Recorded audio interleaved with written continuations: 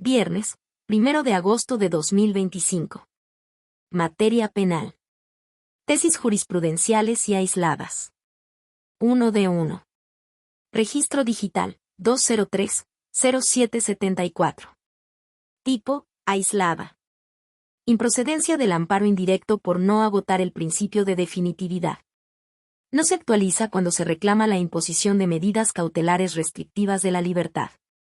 Hechos: una persona promovió amparo indirecto contra la imposición de diversas medidas cautelares, entre ellas, la presentación periódica ante la Unidad de Supervisión de Medidas Cautelares y suspensión condicional del proceso, la prohibición de salir del país sin autorización y entrega de su pasaporte, la prohibición de acercarse al domicilio de un testigo, convivir, acercarse o comunicarse con éste y la colocación de un localizador electrónico.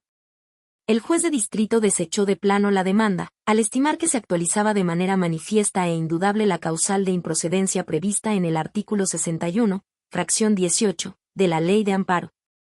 Al no haberse agotado el principio de definitividad, porque previo a su promoción el quejoso debió presentar el recurso de apelación. Inconforme, interpuso recurso de queja. Criterio jurídico. Este tribunal colegiado de circuito determina que contra los actos reclamados no se actualiza la causa de improcedencia mencionada, al ubicarse en el caso de excepción a que se refiere el inciso b de la fracción 18 del artículo 61 de la Ley de Amparo, al ser restrictivos de la libertad personal.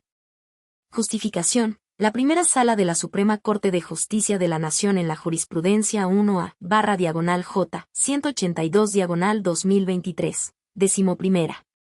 Estableció que el derecho a la libertad personal en el proceso penal no solo se afecta a través de actos de la autoridad que tienen como consecuencia la detención de la persona imputada o su ingreso a prisión, sino de todas aquellas medidas que pueden derivar del proceso penal y que restrinjan aquella, tales como su presentación periódica ante la autoridad, la prohibición de salir de un determinado ámbito territorial, el sometimiento al cuidado o vigilancia de una persona o institución determinada o internamiento en institución determinada, la prohibición de concurrir a determinadas reuniones o acercarse a ciertos lugares, la prohibición de acercarse o comunicarse con determinadas personas, la separación inmediata del domicilio, la colocación de localizadores electrónicos, el resguardo en su propio domicilio, o bien, la prisión preventiva.